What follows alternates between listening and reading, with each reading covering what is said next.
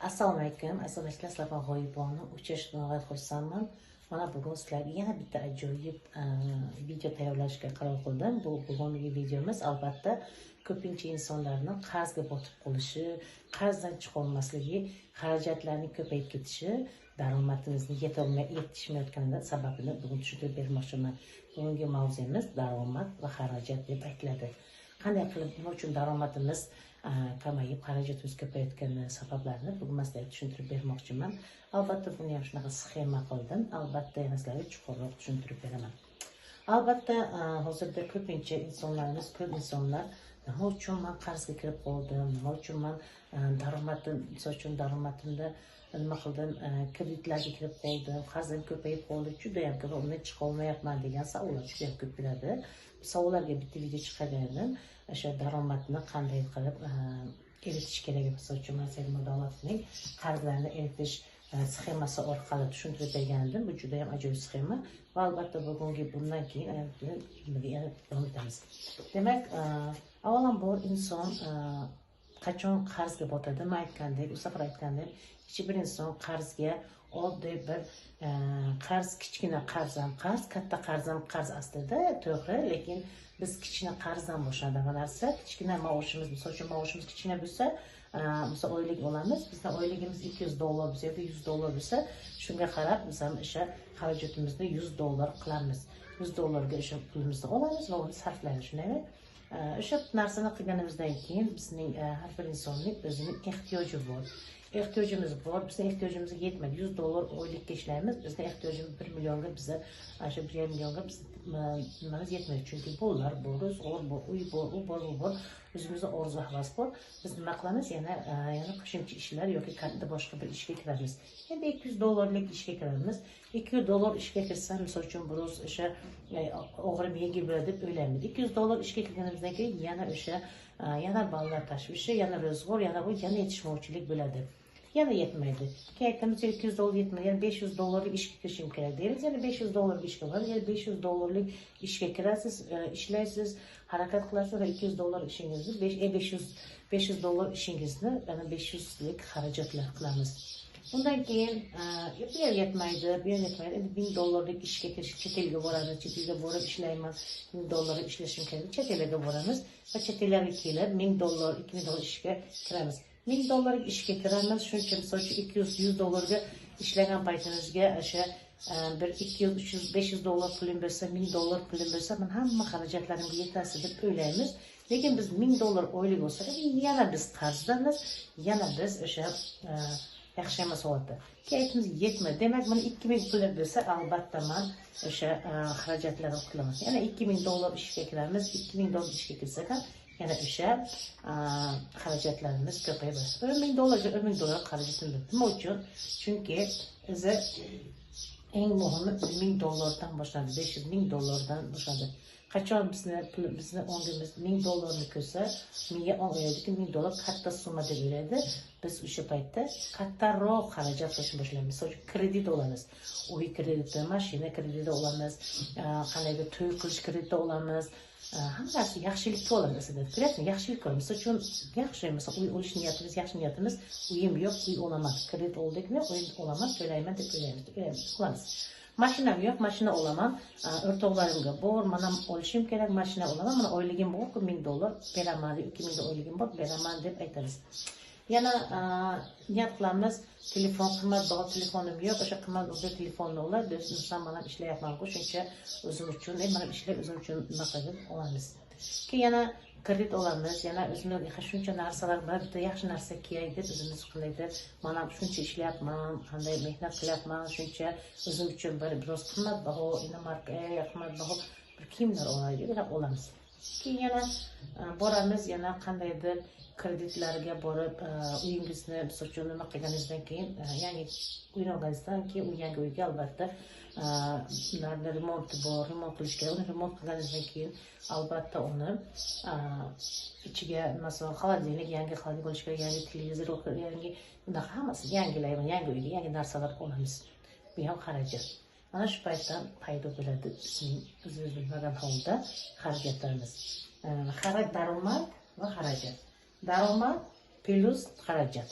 Misol uchun bizning $200 daromadimiz bor edi. Biz $200 xarajat qildik. Endi $500 pulimiz bor edi, $500 xarajat qildik. $1000 edi, $1000 qildik. $2000 edi, $2000 ga $2000 xarajat qildik. Yana $2000 çünkü oylik postoyanniy o bir xil standartni bir xil oylik bo'ladi. Misol oyligini bir xil. $200 oylik oldik va albatta $3000 xarajat. Nima uchun $3000 bo'ldi? Boya biz aytgandek, kreditga uy olamiz. Kreditga uy olganimizdan keyin yana bizlar kichkina mana o'zim bitta telefon olay, bitta kiyim olay, bitta u olay, bitta narsa olay deb o'zimizni kichkina misol uchun shunaqa mana bu 10,000, mana bu 5,000, mana bu 6,000 deymiz. Inson shunaqa narsaki agarda sizda hozir $2000 oyligingiz bo'lsa, ko'pincha chekali yoki $1000 yoki $500 oyligingiz bo'lsa, on o'ylaydiki, misol uchun siz $2000 maoshni oldingiz, siz bozorga borasiz. Siz o'ylaysizki, sizning kredit qarzlaringiz bor. Siz kredit qarzlaringizga bu yerga qo'ymasdan pulingizni, sağ pulingizni olasiz, bozorga borasiz. Bozorga borganingizdan keyin menga nima deydi? $2000 oyligim bor, $1000 bor-ku. Shu bitta mana bu ko'ylakni olay deysiz, uni olasiz. $2000 bitta telefon olay deysiz, telefonni olamiz. $2000 bor-ku, bitta mana bu narsa, yeydigan narsalar olay deb uni olamiz. 2000 balalarimga narsa uni olamiz. Mana buni olay. $2000 mayda narsalarni olamiz, hamma narsani olamiz ki uyga qaytib kelganimizdan keyin qaraymizki, bizning summamiz to'g'ri kelmaydi. Bizning kreditimiz bor edi-ku. $1000 misol $2000 kredit bor edi. Qarasak biz уже yarim yil $1000 uchun sarflab qo'yganmiz. Bu kreditni berish kerak. Endi nima qilamiz? Kredit berish uchun birovdan menga berib tur, o'rtoq, men senga bo'y beraman deb o'rtog'imizdan pul olamiz va uni qo'shib biz kreditimizni to'laymiz. Kreditni to'lagandan keyin kelasi oy bo'ladi. Kelasi oyga ham yana shunaqa miyasi shunaqa bo'ladi. O'sha pul bor-ku, uni qarzini berish kerak. U qarzni bersa agar o'zimizning kreditimiz qolib ketadi. Unga qarasa $1000 misol oylik olsangiz, $1000 kredit bersak, uni shunday bo'ladi. Chunki sizda o'sha qarzingizda o'sha beryapsiz unga, o'zingizga yana kiyinishing kerak, bolaga yuborish kerak, hammamizda shunaqa fikr bor. Va albatta yana nima qilib yana qarz bilamiz. Shuning uchun ham kreditga, ham qarzga kirib qolamiz.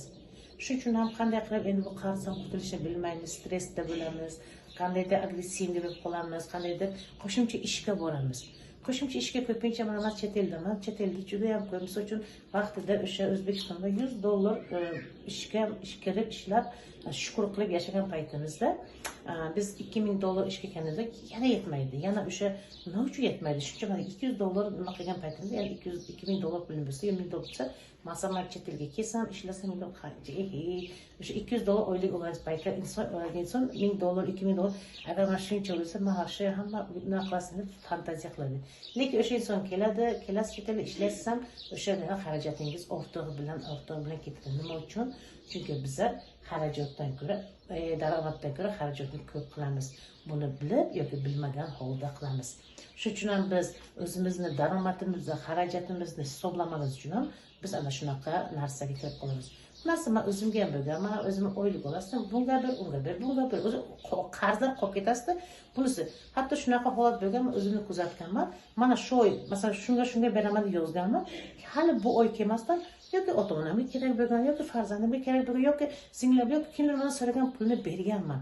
Lekin aytgan qara u pul ketdi, yoki o'zimni qarzim qolib ketyapti. Nima qilib beraman, yo'q deyolmagan berganman.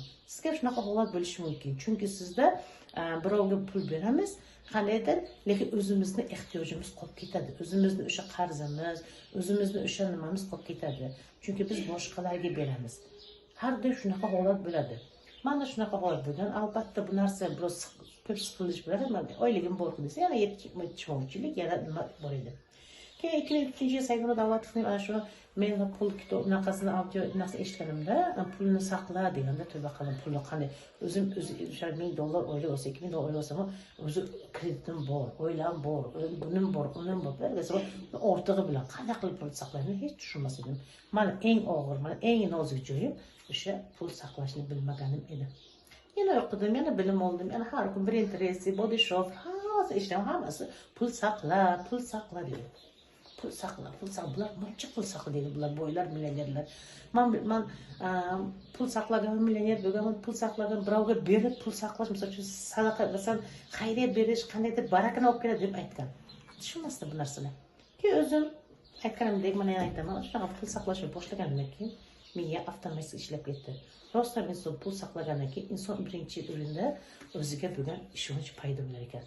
Shart emas, siz misol uchun 10% pul bersa, 10%ni saqla deydi. Misol shunday 10% men aytaman. O'zingizga kerakli. Misol uchun chet elda siz bir choy pulingizni o'sha keling shu ishg'ol qilmadingiz, keyin bir narsa olmadingiz, shu narsangizni pulini shu yerga soling. Misol uchun mana bu ko'ylakni masalan, keling men 10 ming olyapman. 10 ming shuni olguncha masalan, porni kiyaman, lekin shu 10 ming shuni olguncha mana bu yerga solay deb, agar mana bu yerga solsa, miyamiz avtomatik pullarni saqlashni o'rganamiz. Bilasizmi? Fokusni avvalambor fokusni, masalan, e'tiborni fokusni pul topishga emas. Inson ko'p qattiq yerga pul topishga emas, pulni tejashga qaratish kerak. Boy bo'lmoqchimisiz? Millioner bo'lmoqchimisiz? Albatta pul tejashni o'rganing. Har bitta millioner boylar hayotini eshitaman, har bittasi o'qigan kitoblarim, audiolarim, ko'rgan trening har bittasi pulni saqlaganki, ular millioner boy bo'lgan. Hatto kredit qarzlarga botib, millionerlar qarzlarga botib qolgan paytda albatta ular o'sha botqoqdan chiqqanlar. Qanday qilib chiqqanlar? Pulni saqlab chiqqanlar. Bizlar mana bu xarajat shuning uchun ham aytadiki, kambag'al odam daromad bunaqa xarajat ko'p, daromad kam. Demak, boylarniki daromadni ko'payadi, xarajatni kamayadi. Xarajatni o'rniga ular albatta pulni saqlaydi. Boylar pul saqlaydi, kambag'allar xarajat qiladi. Misol uchun pulni oladi, mashina olamiz, uy olamiz, telefon olamiz, kiyim-kechak olamiz, ovqat olamiz, narsa olamiz, qo'limizga pul turmaydi. Pulimiz tursa agar biz hada borib, o'sha pulim qo'limdan ketmasin deymiz, pulimizni chopib borib, biror narsa oltinlar olamiz, taqinchoqlar olamiz, nima uchun? Brilliantlar olamiz, o'ylaymizki, mana brilliantlarni olsam, men misol uchun brilliantlarni olsam, oltinlarni olsam, pulim menga qol deymiz. Bu bizning kambag'alcha fikrlash ekan. Chunki bu misol uchun oltinlar, brilliantlar, misol uchun bitta, ikkita olsa normal, lekin biz 5 ta oltinni uni ishlatmaymiz.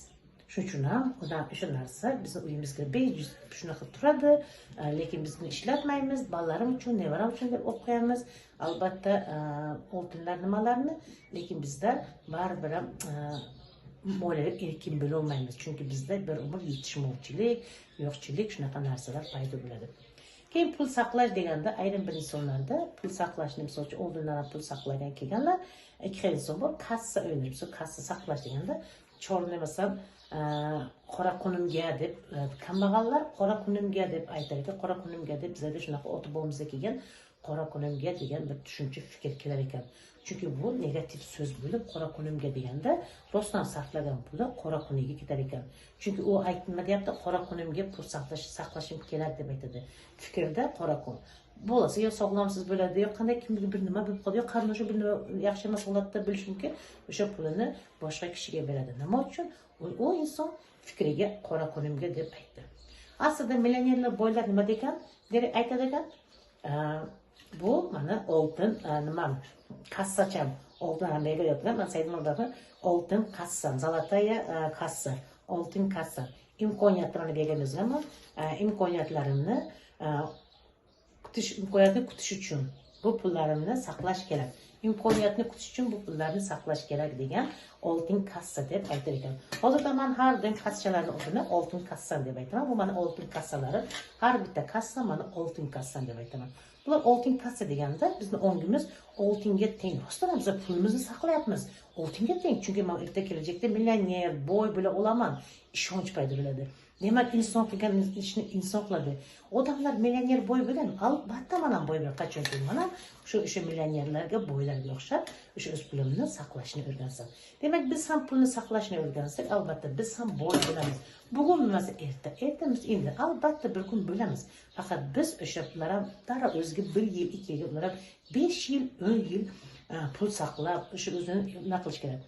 Asliga pul saqlash uchun inson, yana bir marta aytaman, inson avvalo o'zini shakllantirish kerak va o'sha pul saqlashni o'rganish kerak. Ikkita narsani o'rgansak, o'zimizni shakllantirishni va pul nimani saqlashni o'rgansak, moliyaviy erkinlikka chiqamiz. Biz o'zimiz o'sha bizni pul, masalan, pulni saqlagan sari pulni chaqiradi. Shuni aytadi-ku ma'qul bu. Pulni chaqiradi. pulni chaqirgandan keyin albatta biz asta-sekinlik bilan boy millioner bo'lamiz.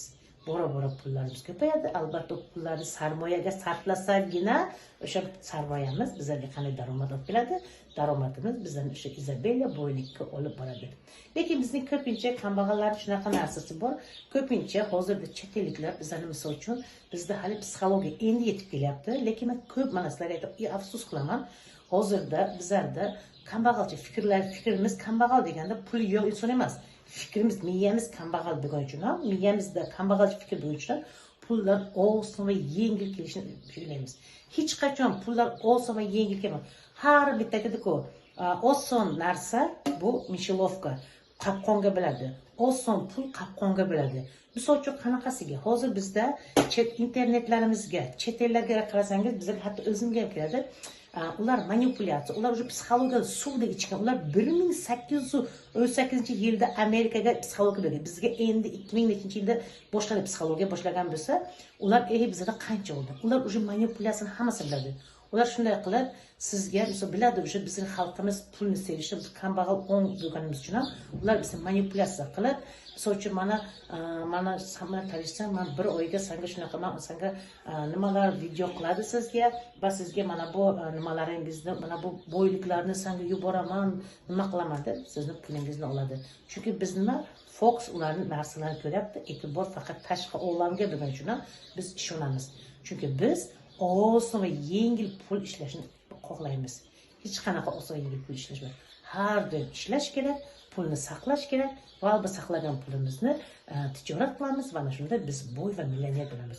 Mana bu yo'l haqiqiy toza yo'l, haqiqiy bizning o'sha o'zimizni mehnatimiz bilan ishlab pulimizni saqlaganimiz va o'sha pulimizni qandaydir bir oborot qilganimiz, ana shu narsa bizni erkinlik va shu moliyaviy erkin bo'lishimizga, millioner bo'lishimizga, haqiqiy boy bo'lishimizga olib keladigan nuqta hisoblanadi. Qolgani bo'lsa, mana bu havoyi, hattoki kambag'al insonda lotereyada pul chiqsa, nima qiladi? Misol uchun tasavvur qiling, lotereya chiqsa, kambag'al hada oladi-da, uni hada mashina oladi, uy oladi, u oladi, bu oladi, puli qolmaydi. O'ylaydiki, misol uchun tasavvur qiling, hozir uy oldik, mashina olamiz, uy olamiz, telefon ham narsa. Ularni yeb bo'lmaydi-ku. Keyin nima yana o'sha narsa. Uylar misol uchun uylar eskiradi, mashinamiz eskiradi. Hattoki shunaqa bizlar to'ka bitta mashina olguncha yillarimizni sarflaymiz. Kimni uyi bo'lmasa, yillarcha orzusi nima bo'ladi? Uni orzusi mashina olish. Qimmatbaho mashina bo'lsin. U mashina uchun chet elga boradi, ishlaydi, mashinasini oladi. Mashina olgandan keyin shunaqa xursand, hayajon, o'sha narsa, gormonlar, o'sha narsa endorfin, gormonlar unaqa bo'ladi. O'sha mashina olgandan keyin o'sha bir oy, 2 oy, 1 yilga hayda, undan keyin oddiy mashinada qoladi. U mashina oddiy nima uchun? O'sha narsa ehtiyoj, o'sha hissiyotlar o'sha so'ngan bilan oddiy mashina. Uyimiz ham shu, qimmatbaho uyimizni remont qilamiz, nima keyin borib oddiy bir uyga aylanib qoladi. O'sha qanaqa o'sha remontimiz ham, fason uyimiz ham, qimmatbaho uylarimiz ham, danqal uyimiz ham oddiy uy bo'lib qoladi. O'zimiz uchun oddiy, bu normal uy-ku deymiz. Hech qanaqa o'sha his-tuyg'u o'tib ketadi. Lekin o'sha keyin bu uy mehnat ishlash kerak emas. Boylar nima qiladi? Boylar pulni saqlaydi, daromadini oshiradi va daromadini albatta boylar mana bu xarajat emas, daromadini oshirib, daromadini albatta sarmoyaga qo'shib, ular yanada boyib ketadi. Yana daromad va xarajatlarimiz bor. Qarang, erkin bo'lmasin daromad va xarajat. Demak, bizlar bu yerda daromadimizni qancha, misol uchun biz hozirda mana bu yerda xarajatimiz, masalan, daromadimiz 2000 bo'lsa, xarajatimiz 5000 bo'lsa, biz albatta nima qilamiz? Endi nima qilish kerak desangiz, bu aytgandek, mana bu 5000 ni xarajatimizni nima qilish uchun albatta Saidmutof aytgandek, albatta biz har doim o'zimizni birinchi daftar mana bunaqa nima tutish kerak, kundalik tutish kerak yoki kompyuterda ham bo'ladi. O'zimizni kunlik, o'sha oylik xarajatimizni, qilayotgan xarajatlarimizni yozib borish kerak. Bitta yozib, nima olyapsiz, maoshingiz nechta, nimaga? Birinchi oy kerak nima bo'lmaydi, yozavering. Nimaki biz yozing, nima qilyapsiz, o'zingizni nima qilib, har bir so'm pulingizni yozib boring. Mana shunaqa xarajatimizni yozganimizdan keyin xarajatimizni hatto oddiy Google'da olgan uch nima olsa, men oldin qilmasdan shu yanvardan keyin boshladi. O'shandan keyin o'zimizni keraksiz narsalarni mana bu yerda keraksiz bo'yiniga keraksiz narsalarni minus plus qilib borasiz. Bunga $1000, bunga 500, bunga 100 shunaqa berganlarini har birini yozib borganman. Qayerga pul ketyapti, nima qilyapti? Shunga qarab kelasi oy keyin asta-sekinlik bilan uni qandaydir o'zingizga qarab, mana bu keraksiz, mana bu kerak deb o'zingizni miyangizda asta-sekinlik bilan bo'ladi. Birdan bo'lmaydi. Endi xarajatni daromadingizni yozing. Daromadingiz nechi pul? Misol uchun daromadim 2000, xarajatim nechi pul? 5000. Endi men nima qilishim kerak? Endi men o'sha xarajatimni, mana bu xarajatimdan, bu daromadimdan buni olish kerak. Buni misol uchun men aytgandek, misol uchun mana Validan, Alidan, Gulidan, masalan Dilidan ana shunaqa qilib qarzim bor. Misol qarzim bor. Qancha qarzim bor? Yoki kreditdan, mana kredit qarzim bor. Kreditdan, bankdan, masalan mana bankdan, kreditdan qarzim bor. Endi bularni har bittasini yozasizda va ularni har birini qancha qarzingiz borligini, o'sha qarzlaringizni yozib chiqasiz. Masalan bundan 200, masalan $200, bundan masalan $500, bundan $1000, bundan $20,000, masalan kreditimiz $200 misol uchun, bankdan masalan $300, shunaqa qilib misol yozasiz. Endi bularni har bittasini taqsimlab, pulingizni o'yligingizni taqsimlab, birinchi o'rinda qarzlarni qutilishni o'rganing. O'sha daromaddan xarajatingizni kamaytirishni boshlang. Daromadni kamaytirish uchun albatta mana bu xarajatlaringizni bo'lib berishni o'rganing.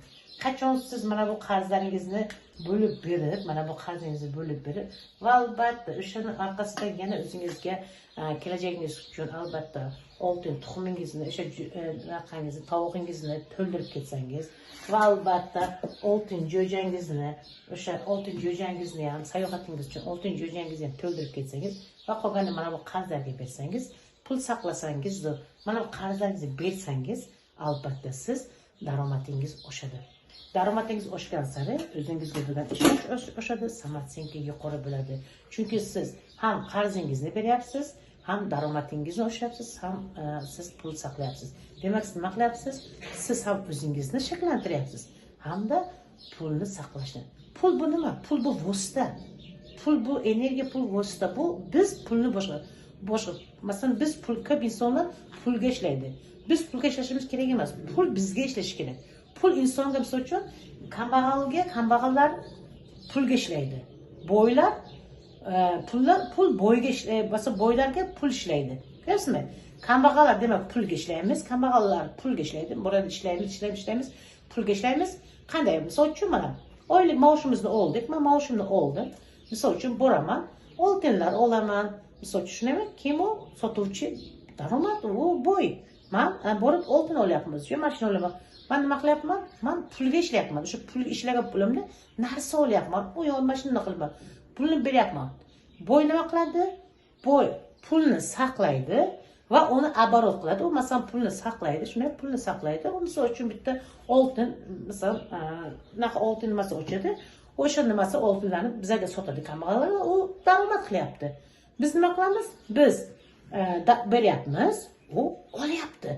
U pulini olyapti. Misol uchun bitta ko'ylak oladi, u masalan biznesmen biladi, pul saqlaydi va u borib mana bunaqa ko'ylaklarni chet eldan olib keladi. Biz nima qilamiz? Bu chet eldan biz borib u ko'ylaklarni olamiz. Oyligini olyapmiz. Biz nima qilamiz? Biz pulga ishlayapmiz, pulga ishlab beryapmiz. Boylar uni ishlatyapti. Olib kelyapti, uni sotyapti, u unga foyda beryapti.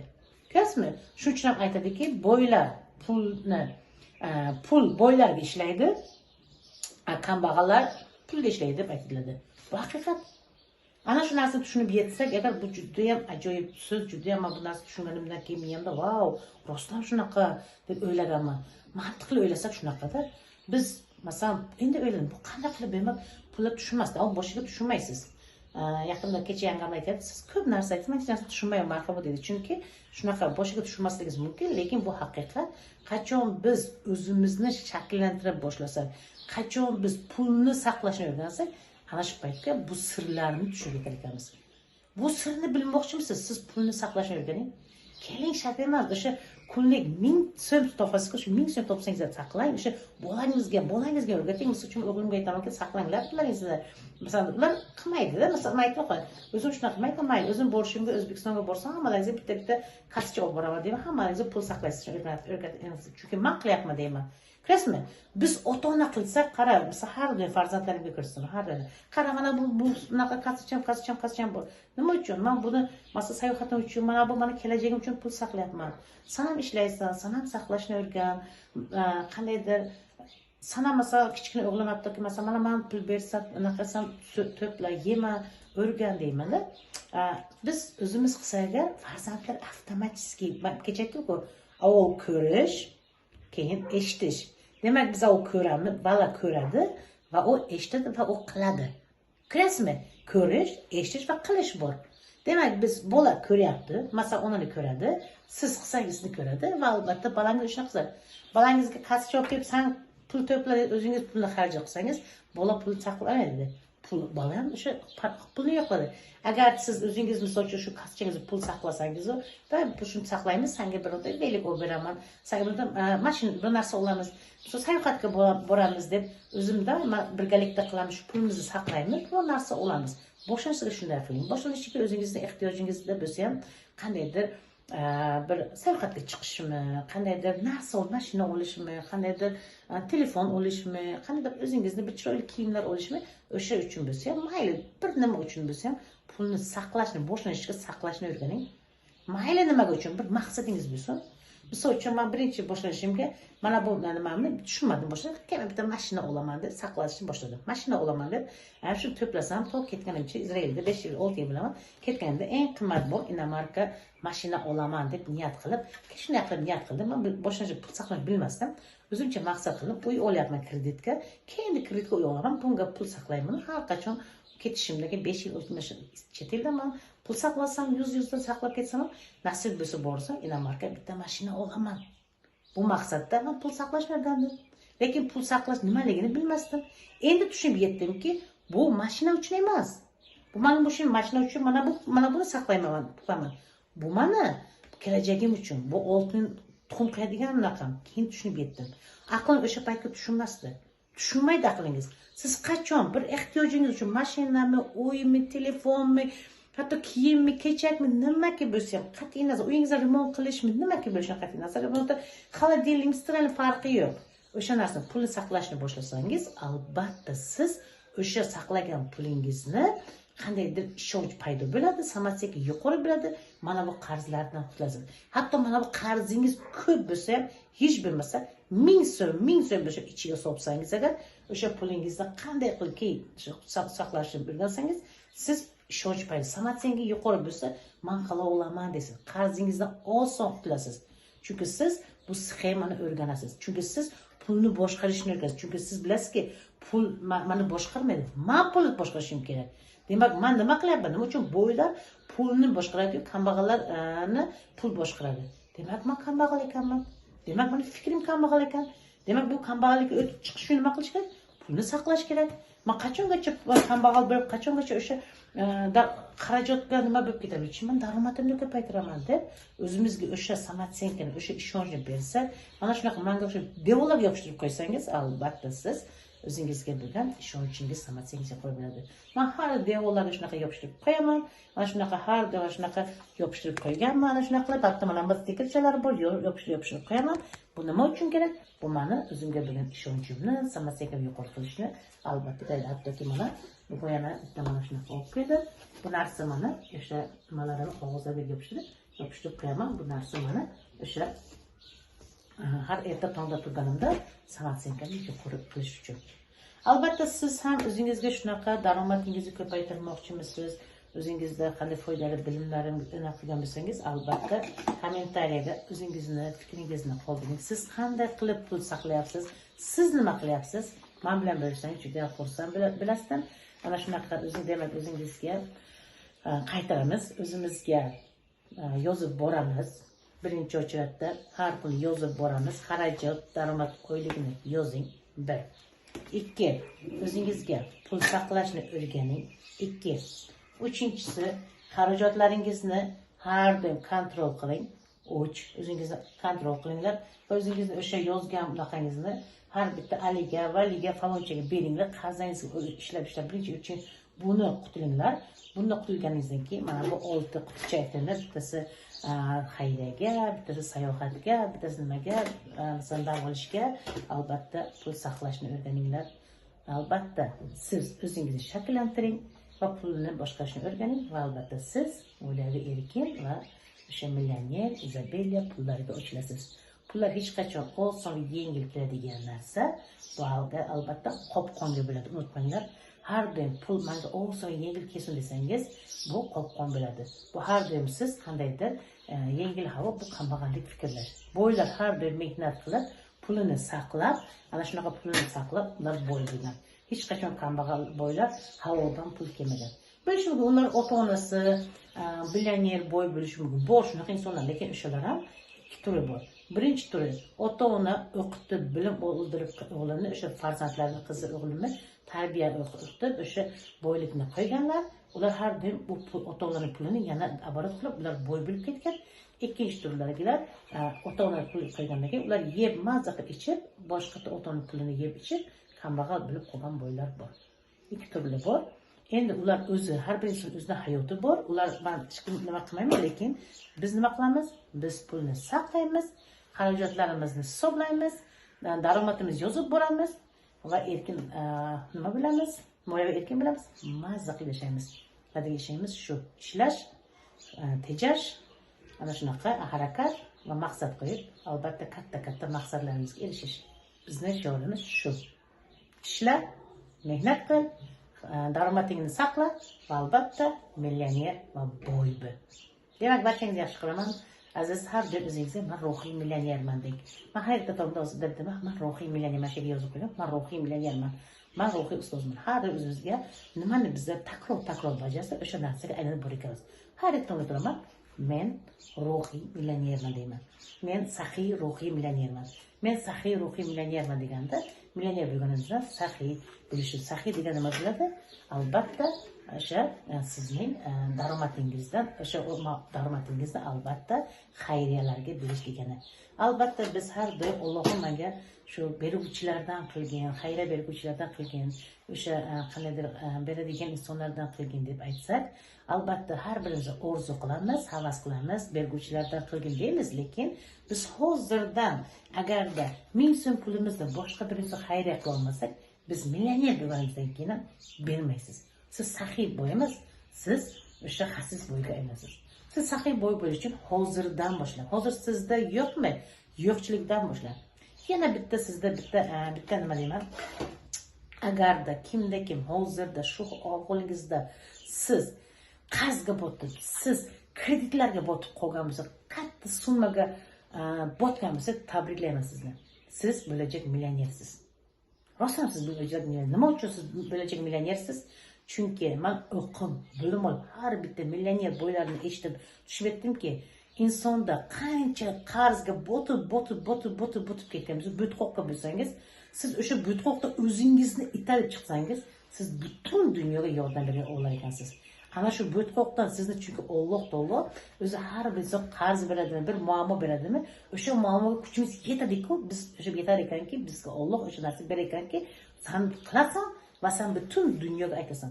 Men ko'p ko'rdim, millionerlar, boylar, treninglar, o'sha ustozlar, o'sha nastavnik hammasi o'sha o'zi botqoqqa kirgan, hatto shu kitob yaratgan, shu kitob ustozimizning kitoblari har bittasi o'zi botqoqqa kirgan, o'zini o'sha botqoqdan olib chiqqan va mana hozir treninglar, kitoblar yaratib, naqlab kelgan. Demak, siz ham shunaqa holatlarni hech tushunmaysiz. Xursand bo'ling, Allohga shukur, men shu darajaga naql hayotim, demak men bo'lajak millioner ekanman deb. Xursand bo'ling. Siz bo'lajak millionersiz. Shuning uchun ham hozirda qarzingiz bormi, stressda bo'lmang, men bo'lajak millioner deng. Men ruhiy ustozman, men ruhiy millionerman deng. Men bo'lajak millionerman deng. Men bo'lajak emas, men millionerman deng. Men ruhiy ustozman, men ruhiy millionerman. Men hayotda boy insonman deng. Har o'zi pozitiv miyamizda dasturni aytaversak, miyamiz ishlaydi. Chunki ongimiz bola ongi. Menga shunaqa yozib qo'ysangiz, javoblarga yopishtirib qo'ysangiz, erta tongda turganingizga shunaqa ertadan shularni shiorlab ayting, ongingiz ishonadi. Ongiga ishonib va sizni qandaydir imkoniyatlar eshiklarini ochib beradi. barchangizni yaxshi ko'raman arkadaşlar. Agarda bugungi darsimiz yoqqan bo'lsa, like bosinglar, yaqinlaringizga bo'lishinglar, albatta podpisatsiya qilinglar. Yana qanaqa savollar bizga bersangiz, albatta savollaringizga javob beraman. Sog' bo'ling, salomat bo'ling.